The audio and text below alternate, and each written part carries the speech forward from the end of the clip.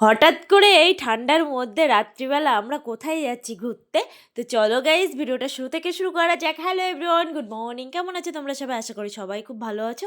আমিও খুব ভালো আছি। সকাল সকাল এখানে চলে এসেছি বসিরহাটে কেনাকাটা করার জন্য, কারণ কালকে রাত্রিবেলায় ঠিক হয়েছে আমরা এই ঠান্ডার মধ্যে যাচ্ছি এখন দীঘায় ঘুরতে। এখানে আমি মোটামুটি রেডি হয়ে এখানে বসে যাচ্ছি, যে হাজব্যান্ড আসলেই চলে যাব মেয়েকে নিয়ে। তো এখানে আমি বুঝতে পারছি না আমার মনটা এত খারাপ কেন।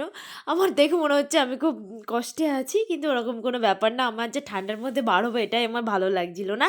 তো ট্রেনে আমি উঠে পড়েছি, উঠেই তো ঘটি গরম। এটা তো ভীষণ ফেভারিট আমার।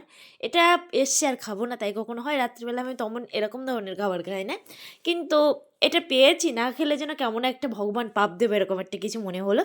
তো যাই হোক, এখানে বারাসাত লেবে পড়েছি। এখানে আমার হাজব্যান্ডের ফ্রেন্ডের বাড়ি যাবো এখন। দাদা ভাইদের বাড়িতে পৌঁছাতে পৌঁছাতে আমাদের প্রায় 12টা বেজে গিয়েছিল। আমাদের নতুন একটা মেম্বার অ্যাড হয়েছে দাদা ভাইদের ফ্যামিলিতে। এর নাম গুড়িয়া। কেমন লাগছে বলো সবাই? ওর সাথে আলাপ হয়ে খুব ভালো লাগলো। তো এখানে ডিনার দিয়ে দিয়েছে, আর আমার সাথে এখানে চিটিং করেছে দাদা ভাই, আমাকে 2টো ডিমের অমলেট দিয়ে গিয়েছে। এমনি আমি রাত্রিবেলা খুব একটা খাই না চিকেন, তারপরে ডিমের অমলেট, আবার সবজি, এত কিছু খেয়ে আমি ভাবছি যে ঘুরতে যাওয়ার আগেই কি শরীর খারাপ হয়ে যায় আমার। তো এখানে আমরা সবাই মিলে এখন বেরিয়ে পড়ছি বাড়ি থেকে, মানে হাজব্যান্ডের ফ্রেন্ডের বাড়ি থেকে সবাই মিলে বেরিয়ে পড়লাম দীঘার উদ্দেশ্যে। তো এখানে না আমি গাড়িতে ঘুমাতে পারি না, কারণ আমার মেয়ে কোলে থাকে, আর আমার গাড়িতে কেন জানি না আমার ঘুম আসে না।